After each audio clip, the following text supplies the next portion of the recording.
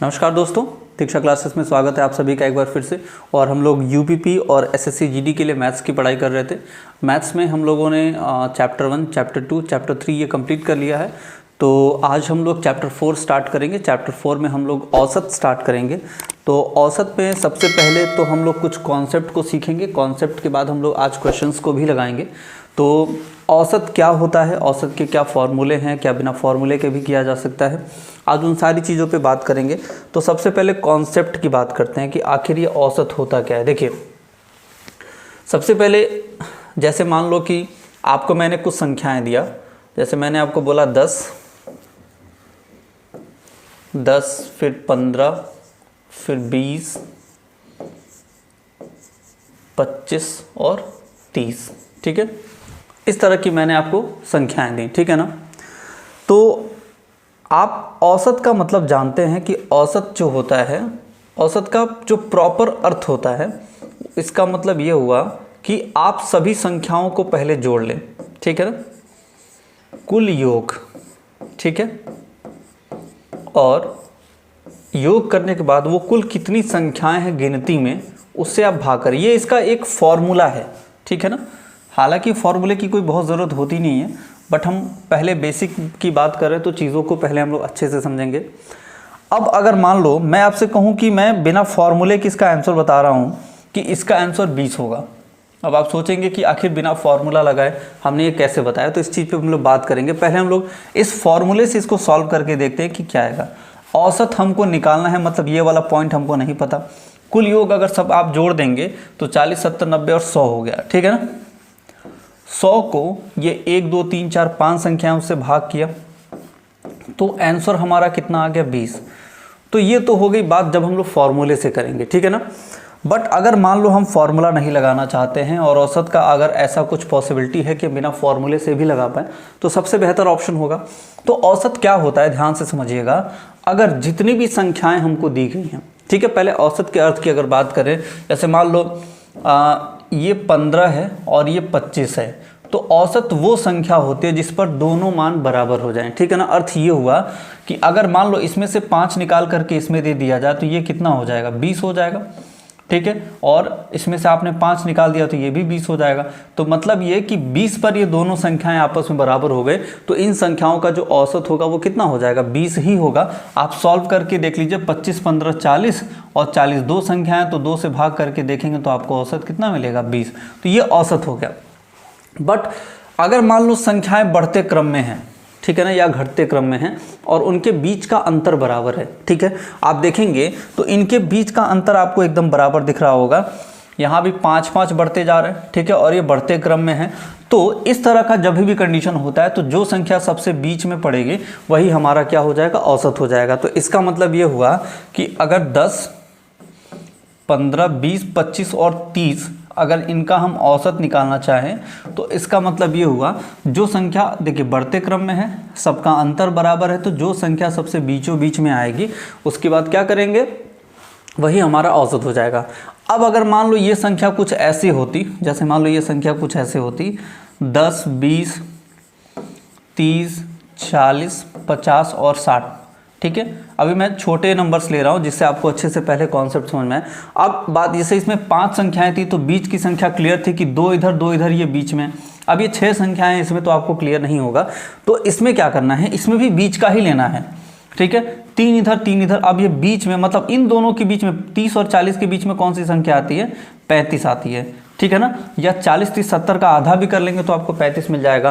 तो इस संख्याओं का औसत कितना हो जाएगा, 35 हो जाएगा। तो ये पॉइंट आपको समझना है कि कभी भी अगर संख्याएं बढ़ती क्रम में हैं तो वो हमेशा जो बीच की संख्या होगी वो हमारा क्या होगा, आंसर होगा, अगर उनके बीच में अंतर क्या है, बराबर है। तो एक तो ये चीज़ हो गई। दूसरी चीज़ ये होती है, जैसे मान लो कि अगर सम संख्या विषम संख्या दे दिया जाए कि प्रथम 10 संख्याओं का निकालो, प्रथम 20 संख्याओं का निकालो, तो एक चीज़ हमेशा दिमाग में रखना कि सम संख्याओं में भी 2-2 का अंतर होता है, वो भी बढ़ते क्रम में होते हैं। तो अगर मान लो हम आपसे बोले प्रथम 5 सम संख्या, तो 2, 4, 6, 8, 10 ये बढ़ते क्रम में है ना, तो आपका आंसर कितना होगा, 6 होगा, क्योंकि बीच में यही पड़ रहा है। प्रथम देखिए, ये प्रथम 5 का था, प्रथम 5 सम संख्याओं का औसत था। प्रथम 5 सम संख्या, ठीक है। तो आप ध्यान से देखो, एकदम बीचों बीच में क्या है, 6। तो जब भी प्रथम n सम संख्याओं का औसत बोलता है तो उससे एक आंसर जो होता है वो अलग अधिक होता है। तो अगर प्रथम 5 का पूछेगा तो आंसर आपका 6 हो जाएगा।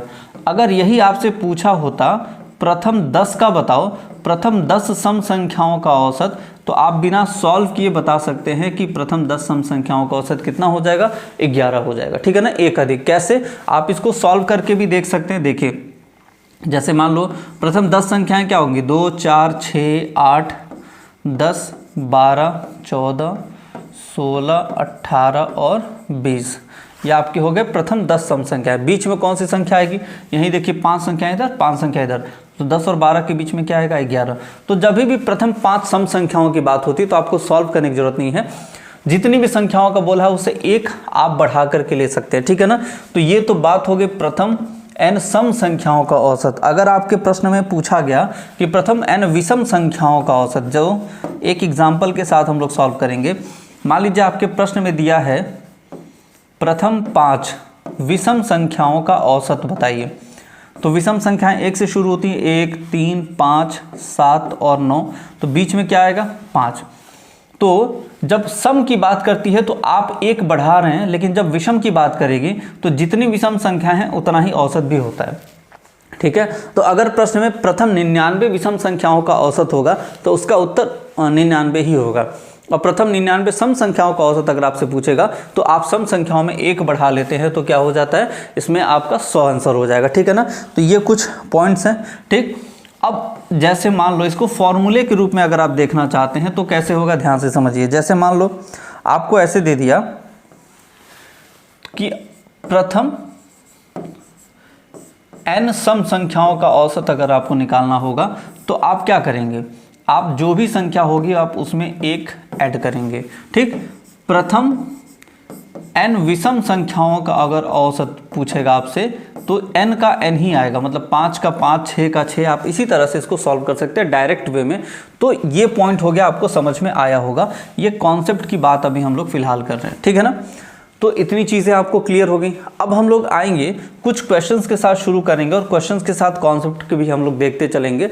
अब यहाँ पर क्वेश्चन आपको दिख रहा होगा कि प्रथम 7 अभाज्य संख्याओं, देखिए अभाज्य संख्या जिसको इंग्लिश में हम लोग प्राइम नंबर्स कहते हैं। तो प्राइम नंबर्स कौन होते हैं, जो कि किसी से भी नहीं कटते हैं, एक से और खुद से सिर्फ कटते हैं, बाकी अन्य किसी संख्याओं से वो नहीं कटेंगे। इनको प्राइम नंबर्स कहा जाता है, अभाज्य संख्याएं कहा जाता है मैथ्स में, ठीक है ना। और अभाज्य संख्याएं शुरू कहाँ से होती हैं, 2 से शुरू होती हैं, ठीक है ना। 2 हो गया, 3 5 7, 9 नहीं होता क्योंकि वो कट जाएगा, 11 13, ऐसे करके आपकी जो होती हैं वो विषम संख्या, वो अभाज्य संख्याएं होती हैं। अब ध्यान से देखिएगा कि अगर आप अभाज्य संख्याओं की बात करेंगे, अभाज्य संख्याओं की बात करेंगे तो अभाज्य संख्याएं जो होती हैं वो 1 से 50, ठीक है ना। 1 से 50 तक टोटल कितनी होती हैं, 15 होती हैं, ठीक है। और 50 से 100 इनके बीच में 10 होती हैं, ठीक है ना। तो टोटल अभाज्य संख्या 1 से 100 तक जो होती हैं वो 25 होती हैं, 1 से 100 तक, ठीक है। और ये बिहार टीचर वाले में पूछा भी गया था 1 से 50 तक। तो आप ये जो अभाज्य संख्याएं हैं जी, 1 से 50 तक आपकी 15 होती हैं, 50 से 100 के बीच में 10, और सबसे छोटी जो अभाज्य संख्या होती है वो कितनी होती है, वो 2 होती है, ठीक है ना। लेकिन 2 क्या है, सम संख्या है। बाकी जितने भी आपकी अभाज्य संख्याएं होंगी वो सब विषम होंगी। सिर्फ इकलौती ऐसी संख्या है 2 जो कि अभाज्य होती है और सम संख्या होती है। तो आपसे प्रथम 7 विषम संख्या, विषम अभाज्य संख्या, तो आप कंफ्यूज होकर 2 से शुरू नहीं करेंगे, आप 3 से शुरू करेंगे। 3 5 7 11 13 के बाद फिर 17 आता है, 17 के बाद फिर 19 आता है। हमको कितने चाहिए, 7 हो गए हमारे पास, ठीक है ना। 2 हमने इसलिए नहीं लिया क्योंकि 2 सम संख्या और हमको सिर्फ विषम संख्याएं चाहिए होंगी, ठीक है। अब हमसे इनका औसत पूछा, तो औसत का मतलब क्या हुआ, इनको हम ऐड कर ले, क्योंकि इनके बीच में अंतर बराबर नहीं है। अगर अंतर बराबर होता तो जो बीचों बीच में आता हम उसको आंसर बता देते। तो ये 3 3 6 4 7 7 आपकी टोटल संख्याएं हैं। इनको जोड़ के हम 7 से भाग कर लेते हैं, तो जोड़ने पर कितना आएगा, ये 19 11 30 हो जाएगा, 17 13 भी 30 होगा, तो 60, और फिर 70 75 हो रहा है, ठीक है ना। तो 75 को 7 से भाग करेंगे तो कितना हो जाएगा, 10 पॉइंट समथिंग आएगा। तो आपका कितना हो गया, 10.71। एक ऑप्शन है हमारे पास एकदम करेक्ट होगा। ठीक है, उम्मीद करते हैं अभाज्य संख्याएं आपकी क्लियर होंगी। देखिए जहाँ भी जिस तरह के कॉन्सेप्ट की भी रिक्वायरमेंट होगी, हम वो हर क्वेश्चन में कॉन्सेप्ट आपको बताते चलेंगे कि ऐसा क्यों किया जा रहा है। ठीक है ना, बाकी आपको जो भी डाउट हो आप कमेंट बॉक्स में कमेंट में पूछ सकते हैं, उसका भी सॉल्यूशन दिया जाएगा आपको। ठीक है, और अगर आपको किसी स्पेशल टॉपिक पे वीडियो चाहिए तो आप बता दीजिए कमेंट में, उस पर भी हम लोग वीडियो आपको बना के देंगे। हालांकि जो अभी हम लोग फिलहाल पढ़ाई कर रहे हैं यूपीपी और SSC GD के लिए, ये सीक्वेंस वाइज चलेगी और पूरी चलेगी। ठीक है ना, चलो 5 संख्याओं का औसत 30 है। अब देखिए 5 संख्याओं का औसत 30 होने का अर्थ क्या हुआ कि टोटल 30 गुणे 5 150 होगा। 30 संख्याओं, देखिए औसत 30 होने का मतलब वो पांचों संख्याएं 30-30 की होंगी। ठीक है ना, 30-30 की, मतलब अगर ये 2 कम तो ये 2, अगर 28 होगा तो ये 32 होगा, मतलब एक में 2 कम तो एक में, मतलब 30 पर ये संख्याएं आपस में बराबर हैं। तो 30 की औसत में 5 संख्याएं मतलब 150 होगा। ठीक है, तो अब यहां पर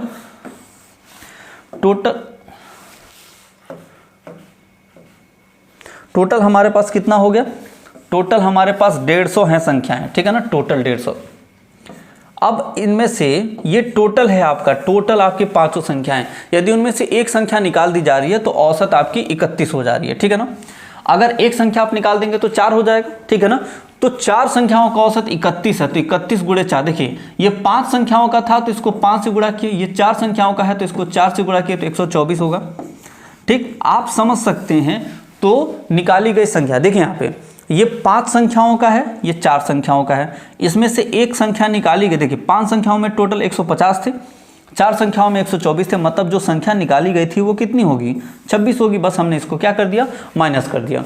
तो ये 5 संख्याओं का था, ये 4 संख्याओं का था, और ये आपका जो अंतर है वो आंसर हो गया। लेकिन अगर मान लीजिए आप इसको फॉर्मूले से करना चाहते हैं तो फॉर्मूले से कैसे करेंगे, आपको पता है कि जो हमारी औसत होती है, औसत क्या होती है, औसत बराबर होता है जो भी हमारा कुल है उसको योग करो और जो भी कुल संख्या है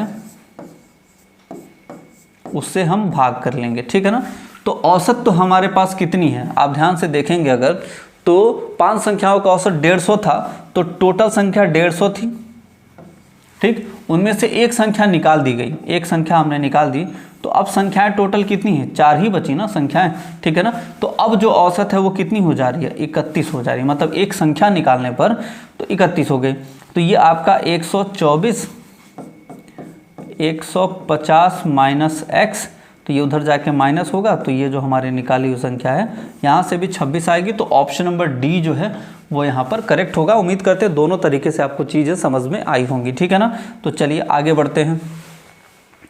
कह रहा है कि यदि 22, 15, 28 P और Q का औसत 16 है तो P और Q का औसत ज्ञात कीजिए। ठीक है ना, अब यहाँ पर सभी संख्याएं आपको क्लियरली मेंशन है कि 22 प्लस 15 प्लस 28 प्लस P, ये सब अलग अलग है। P और Q का औसत 16 है, मतलब ये कितनी संख्याएं हैं, 1 2 3 4 5 संख्याएं हैं जिनका औसत कितना है, 16 है। ठीक है ना, तो P और Q का औसत निकालना है। देखिए तो अगर आप इनको जोड़ लें तो 28 और 22 कितना हो जाएगा, 50, और 15 कितना हो जाएगा, 65 होगा। ठीक है, तो 65 प्लस P प्लस Q बराबर 16 × 25 80, ये उधर जाके माइनस हो जाएगा। तो P और Q का जो योग आएगा वो हमारे पास 15 आ जाएगा। ये तो हमारे पास पता चल गया, लेकिन 15 जो है वो हमारा आंसर नहीं है। क्यों, क्योंकि P और Q का हमको योग नहीं पूछा है, और जो हमारे पास आंसर आया वो P और Q का योग है। हमसे औसत पूछा, दोनों मिला के 15 है, तो एक एक कितने, 7.5 के हो जाएंगे, तो वही हमारा क्या हो जाएगा, औसत। क्यों, क्योंकि आपको जब औसत निकालना होता है तो जितनी संख्याएं होती हैं उससे आप भाग करते हो, तो आपको 7.5 जो है 7.5, ये आपको आंसर मिलेगा। ठीक है, चलिए तो ऑप्शन नंबर बी यहाँ पर सही है, 15 नहीं सही है, ऑप्शन नंबर डी गलत है। ठीक है, इस वाले क्वेश्चन में आपको दिखेगा कि 15 प्रेक्षणों, मतलब 15 जो आर्टिकल्स है या फिर जो आप समझ लीजिए, तो उसका औसत 50 है, सॉरी 25 प्रेक्षणों का औसत 50 है, मतलब कुछ 25 संख्याएं हैं, 25 यूनिट्स हैं, कुछ भी हैं, उनका जो औसत है वो 50 है। ठीक है ना, उसके बाद यदि शुरुआती 13 प्रेक्षणों का औसत जो है वो 40 है, ठीक है ना। अब एक चीज आप समझिए कि 25 प्रेक्षण है उनका 50 है, उन 25 में से शुरू में जो 13 है उनका औसत 40 है और अंत में जो 13 है उनका कितना है आपका औसत। अब देखो यहाँ पे हम मान लेते हैं जो हमारे पास 25 हैं उनका औसत हमारे पास 50 था, तो ये कितना होगा 25 पचे 125, तो टोटल 1250 था। टोटल जो 25 संख्याएं थी इसमें से शुरू के जो 13 थे उनका औसत कितना है 40 है, ठीक है। तो ये आपका कितना हो जाएगा, ये आपका हो जाएगा 52 मतलब 520, ठीक।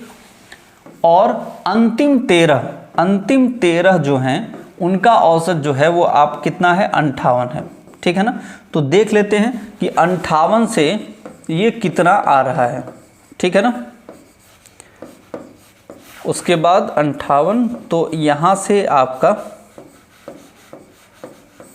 754 आ रहा है, ठीक है ना, 754, ठीक।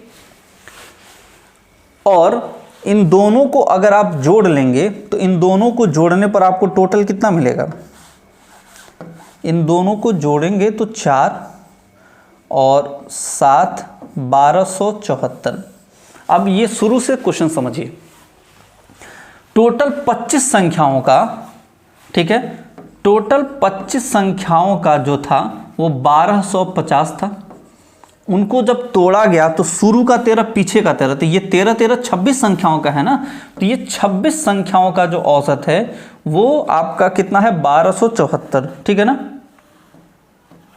1274। अब यहाँ पे पॉइंट समझो, 25 संख्याओं का औसत 26 वो 1250, 26 संख्याओं का औसत वो 1274, तो ये कितना एक्स्ट्रा है, ये 24 एक्स्ट्रा है। तो यही जो है वो 13वां प्रेक्षण। अब ये 13वां प्रेक्षण का मतलब समझ रहे हैं क्या है, जैसे अगर मान लो ऐसे ऐसे 26 संख्याएं हैं, ठीक है, ठीक, ऐसे ऐसे 26, शुरू के 13 ऐसे मान लें और पीछे से भी 13, तो ये जो एक संख्या है ना वो 2 बार काउंट हो गई और इसी वजह से जो है ना वो हमारा जो ये 24 जो है वो एक्स्ट्रा आया। तो वही पूछा गया कि 13वां प्रेक्षण कितना है, तो 13वां प्रेक्षण हमारा कितना है वो 24 है। तो हमारा जो करेक्ट आंसर होगा वो कितना हो जाएगा 24 हो जाएगा, इस क्वेश्चन का जो करेक्ट आंसर है, ठीक है ना। आप ध्यान से समझिएगा, जैसे मान लो मैंने आपको बोला कि प्रथम 5 प्रेक्षण, सॉरी टोटल 5 प्रेक्षण हैं, ठीक है, इनका औसत कुछ दिया है, शुरू के 3 तो ये हो गए और पीछे से 3 तो ये हो गए। तो ये 2 बार काउंट हो रहा है क्योंकि है तो 5 ही और शुरू के 3 पीछे के 3 तो 6 हो गए ना, तो वो एक एक्स्ट्रा जो है ये 2 बार काउंट हो रहा है, तो वही हम माइनस कर रहे हैं यहाँ पे। तो इस तरह का ये चीज है, ठीक है। आगे आते हैं, किसी संख्या और उसके व्युत्क्रम का औसत एक, व्युत्क्रम को इंग्लिश में रेसिप्रोकल कहा जाता है, ठीक है ना। ये जो वर्ड है इसको इंग्लिश में रेसिप्रोकल कहा जाता है और रेसिप्रोकल का मतलब क्या होता है समझ लीजिए, ये आपका रेसिप्रोकल है जिसको व्युत्क्रम कहा जाता है। मतलब कि अगर a है तो a का रेसिप्रोकल 1/a होगा, 5 है तो 5 का रेसिप्रोकल 1/5 हो जाएगा, ठीक है ना। तो इसका मतलब ये है, तो इनका औसत 1 है। तो 2, अब देखिए यहाँ पर औसत 1 तभी हो सकता है कि 2 संख्याओं का जब वो संख्या 1 हो, क्यों, क्योंकि 1 और 1 का जो व्युत्क्रम है वो भी 1 ही होगा।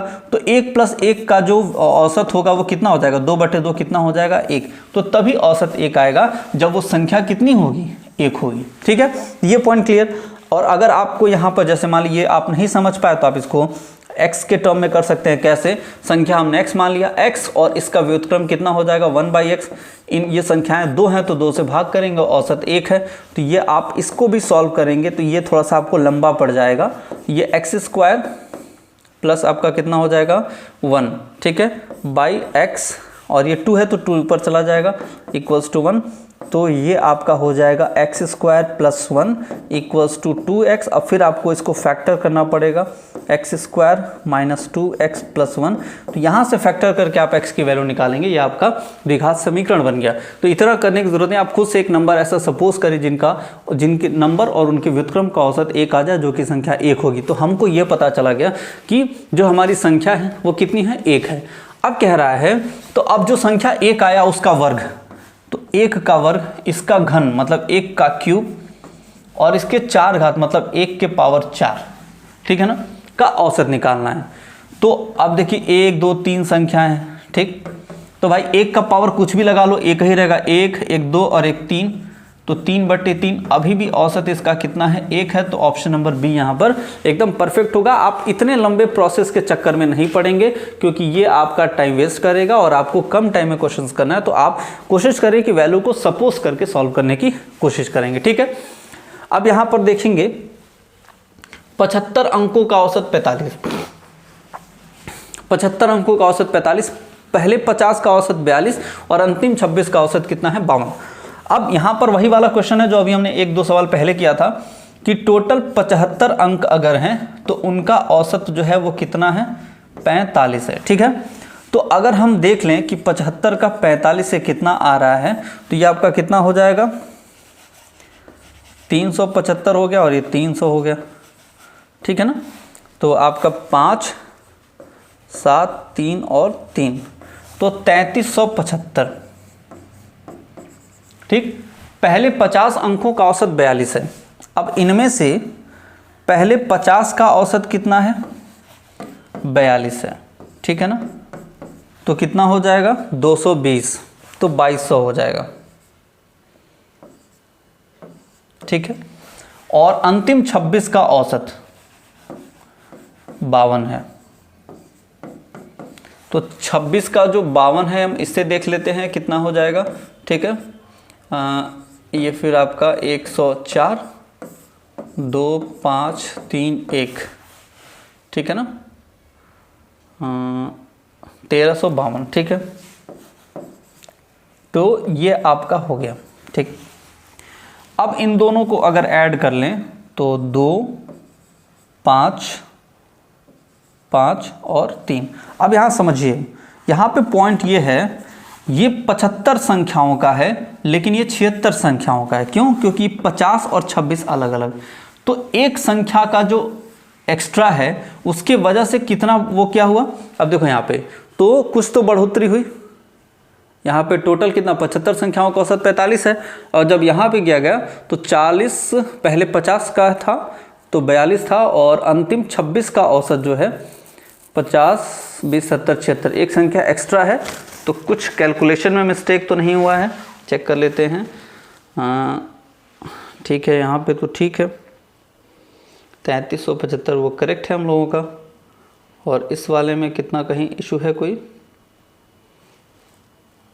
अच्छा ठीक, ये 35 है, हम 33 समझ रहे थे, तो ये 35 है। तो एक्स्ट्रा कितना हुआ वही हमारा आंसर हो जाएगा। और एक्स्ट्रा कितना हुआ, आप इसमें से इस चीज़ों को क्या करेंगे, माइनस कर लेंगे, तो आपका हो जाएगा 35 52 और 33 और 75, ठीक है ना। एक बार आप कैलकुलेशन थोड़ा सा चेक कर लेंगे, मुझे कहीं डाउट लग रहा है तो कैलकुलेशन में आप देखिए, प्रोसेस तो एकदम हूबहू यही रहेगा। आप बस क्या करना है, 75 संख्याओं का औसत कितना है, 45 है, तो ये 75 संख्याओं का आया। अलग अलग 50 और 26 का है, तो ये 76 संख्याओं का है, तो 76 संख्याओं वाला ज़्यादा होगा। 76 संख्याओं में से 75 संख्या वाला जब माइनस करेंगे तो जो भी वैल्यू मिलेगी वो आपका क्या हो जाएगा, आंसर हो जाएगा। इसमें आपसे वही पूछा भी गया है कि 50वां संख्या जो है हमारा क्या होगा, ठीक है ना। चलिए आते हैं आगे। एक बार उस क्वेश्चन में आप कैलकुलेशन को चेक जरूर कर लेंगे। यहाँ आते हैं, 10 प्रेक्षणों का औसत 46 है, बाद में यह ज्ञात हुआ। देखिए ये वाला इंपॉर्टेंट है, क्योंकि इसमें क्या होता है कि जब आप गलती से किसी नंबर को कुछ और पढ़ लेते हैं तो ये वाले क्वेश्चंस बनते हैं। 10 प्रेक्षणों का औसत 46 का मतलब ये हो गया टोटल मिला के 460 होने चाहिए थे, ठीक है ना। लेकिन बाद में ये पता चला कि उन्होंने 142 को गलती से 42 पढ़ा था, ठीक है ना। तो आप ये बताइए कि अगर 142 को 42 पढ़ेंगे तो इसका मतलब हमने गलती कैसे की है, गलती ये किया ज़्यादा वैल्यू को कम पढ़ा, ठीक है ना। ज़्यादा वैल्यू को कम पढ़ने का मतलब हमने 100 की कमी की थी कि नहीं, हमको जहां पर जो वैल्यू थी 142 हम उसको सिर्फ 42 ले लिए, ठीक। इसका मतलब जो भी हमारा मिस्टेक हुआ था उसमें हमने 100 नंबर कम लिखा हुआ है ना। मतलब जब हमने लिखा था तो 142 को सिर्फ 42 जोड़े, मतलब 100 उस समय कम किए थे। तो हम अपनी गलती को कैसे सुधारेंगे, अगर उस समय 100 कम लिखे थे तो इस समय हम 100 क्या करेंगे, ज़्यादा करेंगे। इसका मतलब ये हुआ कि जो 460 है वहां पर होगा 560, ठीक है। अब सही औसत निकालना, संख्याएं तो अभी भी 10 ही हैं, तो जो सही औसत है वो हमारी कितनी है, 56 है। इसका मतलब जो ऑप्शन नंबर ए है वो यहाँ पर करेक्ट होगा। और इस तरह के जो गलतियों वाले सवाल होते हैं वो अक्सर आपसे परीक्षाओं में पूछे जाते हैं। ठीक है, आते हैं अगला सवाल, देखते हैं क्या कहता है। अगला सवाल ये है कि x + 1 x + 12 ये सारी संख्याएं आपको देंगी, इनका माध्य को भी औसत ही बोलते हैं, ये भी एवरेज का ही मेन मतलब होता है। तो यहाँ पर सभी संख्याएं आपके पास हैं। क्या क्या संख्याएं हैं? x + 1, ये टर्म क्वेश्चन में ही x के टर्म में दिया गया है, फिर 2x + 3, फिर आपका 3x + 5। ये संख्याएं कितनी हैं? देखो यहाँ पे ये एक संख्या है, 1 2 3 और 4 संख्याएं हैं, तो इन चारों का जो औसत है वो 21 है। ठीक है, अब यहाँ पर बस यहाँ से आपको x की वैल्यू पूछी गई है। हाँ, तो 1 2 3 और 3 2 5 6 और 7x है। संख्याएं कितनी हैं आपकी? देखते हैं, 5 3 8 12 8 20 और 1 21। ठीक है, और ये 21 को 4 से गुणा करेंगे तो कितना हो जाएगा? 84 हो जाएगा। ठीक, तो 7x, 21 उधर जाके माइनस हो जाएगा तो कितना हो जाएगा? 63। तो x की वैल्यू कितनी हो जाएगी? 9। तो मतलब यहाँ पे जो x का वैल्यू ही हमसे सिर्फ पूछा था वो कितना हो गया? 9 हो गया, जो कि हमारा टोटल क्या है? आंसर भी है इस क्वेश्चन का। चलिए अगला प्रश्न देखते हैं क्या कहता है। 3 संख्याओं का औसत 15, दूसरी और तीसरी संख्या का औसत 12.5। ठीक है, अब यहाँ पे ध्यान से समझना कि 3 संख्याओं का औसत, मान लीजिए ये पहली संख्या है, दूसरी संख्या, ये तीसरी संख्या, और इन तीनों का औसत। ठीक है, तो मान लेते हैं ये 3 संख्याएं हैं हमारे पास। ठीक है, 3 संख्याओं का जो औसत है वो कितना है? 15 है। तो टोटल 45 होने चाहिए। 3 संख्याओं का औसत का मतलब तो 15 है, तो टोटल कितना होना चाहिए? 45 होना चाहिए। तो हम 45 ही ले लेते हैं। 45 है टोटल तीनों मिला करके, जिसमें से दूसरी और तीसरी संख्या का औसत हमको 12.5 पता है, पहली संख्या हमको नहीं पता। दूसरी और तीसरी संख्या का औसत 12.5 है, तो 12.5 मतलब 25 हो जाएंगे। ठीक है ना, तो इस 25 को हम इधर ले जाके माइनस करें तो 20 आंसर होगा। मतलब जो हमारी पहली संख्या है वो कितनी हो जाएगी? 20 हो जाएगी। और यही इस क्वेश्चन का करेक्ट आंसर भी होगा, और हमसे सिर्फ पहली संख्या ही पूछी गई थी। ठीक है ना, आते हैं अगले सवाल में। बहुत इंपॉर्टेंट सवाल है, टेम्परेचर वाले क्वेश्चन हैं। अब इसमें देखिए, सोमवार से गुरुवार तक का माध्य मतलब औसत तापमान 39.25 था। सोमवार से गुरुवार, इसका मतलब ये हुआ कि Monday plus Tuesday plus Wednesday का औसत तापमान 39.25 था। तो इसका मतलब ये 3 दिनों तक रहा होगा, तो इसको 3 से मल्टीप्लाई करें। ठीक है ना, तो 3 से अगर मल्टीप्लाई करेंगे तो 120 में से कितना? 2.25 कम हो जाएगा। तो 120 में से अगर 2.25 कम होता है तो 117.75। ठीक है ना, ये सोम मंगल और बुध का हो गया। फिर कहता है कि सोमवार से गुरुवार तक का था। एक मिनट, ये सोमवार से गुरुवार तक का तापमान था, मतलब Monday plus Tuesday plus Wednesday और प्लस थर्सडे, ये आपका। तो इसको फिर आप 4 से मल्टीप्लाई करेंगे तो 160 में से, ठीक है ना, 0.75 कम हो रहा है। तो अगर आप 39.25 इसको आप 4 से मल्टीप्लाई करेंगे तो 160 में से कितना कम हो जाएगा? 3 कम हो जाएगा। तो 160 में से अगर 3 कम होता है तो ये हो जाएगा 157। ठीक है, 157, ये चारों दिन का है।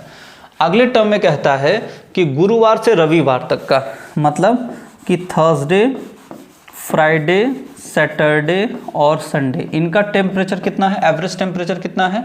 40.25। तो अगर आप 40.25 को 4 से मल्टीप्लाई करेंगे तो फिर कितना हो जाएगा आपका? 1 बढ़ेगा तो आपका 160 और 161 हो जाएगा। ठीक है ना, तो आपसे पूछ रहा है सभी दिनों के दैनिक तापमानों का योगफल आपका टोटल कितना? इतना है। ठीक है ना, तो गुरुवार का तापमान कितना है? पहले आप तो यहाँ पर देखिए कि 2 बार आपका थर्सडे आया। ठीक, आप यहाँ पर ध्यान से देखेंगे तो इसको ऐड करिए, 8 और 1 हो गया, और आपका कितना हो जाएगा? 318 हो रहा है।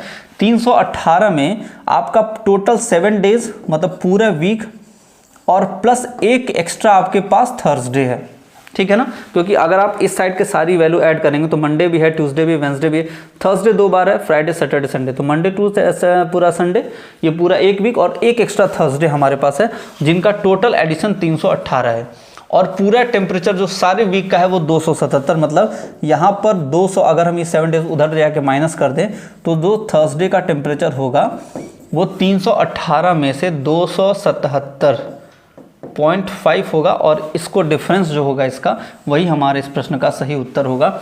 यहाँ पर देखिए 2 बार थर्सडे आया है, और बाकी अगर हम एक थर्सडे हटा दें तो ये 4 और 3 ये पूरा कंप्लीट वीक हो जा रहा है, तो कंप्लीट वीक प्लस थर्सडे, तो इनको जोड़ा 318 और कंप्लीट वीक का हमारे पास दिया गया था, तो वही हमने वहाँ से क्या कर लिया, सब्सट्रैक्ट कर लिया। तो ये थे आज के कुछ क्वेश्चन जो कि कंप्लीटली बेस्ड थे आपके एवरेज के इंट्रोडक्शन पार्ट में, मतलब पार्ट 1 था ये हमारा। अगली वीडियो जो होगी वो एवरेज की पार्ट 2 होगी, इसमें हर तरह के क्वेश्चंस हम लोग करेंगे। तो ये हम लोग का पहला वीडियो था जिसमें हम लोगों ने इंट्रोडक्शन किया है आज एवरेज का, एवरेज कैसा होता है, कुछ बेसिक क्वेश्चन सॉल्व किए हैं। मिलते हैं आपसे पार्ट 2 में, इसके पार्ट 2 में जब हम लोग मिलेंगे, ये हम लोग का चैप्टर 4 है, चैप्टर 4 के पार्ट 1 में हम लोग थे, चैप्टर 4 के पार्ट 2 में हम लोग नेक्स्ट वीडियो में मिलेंगे, जिसमें हम लोग एवरेज के और भी क्वेश्चन को कर रहे होंगे। ये वीडियो स्पेशली हमारी डेडिकेटेड होगी यूपीपी और एसएससी जीडी के छात्रों के लिए, लेकिन आप अगर एमटीएस के छात्र हैं, मतलब इस लेवल के हर एग्जामिनेशन में ये काम आएगा, क्योंकि लेकिन स्पेशली हमारा फोकस यूपीपी और एसएससी जीडी का है इस बैच में। और भी कोई वैकेंसी आती है तो हम उसके लिए भी लेके आएंगे, मैथमेटिक्स या फिर रीजनिंग या फिर और भी सारे सब्जेक्ट के वीडियोस। तब तक आप चैनल पे बने रहें सीक्वेंस वाइज स्टडी करने के लिए अच्छे कंटेंट के साथ, और अभी तक आप वीडियो में बने रहे, इसके लिए थैंक यू सो मच।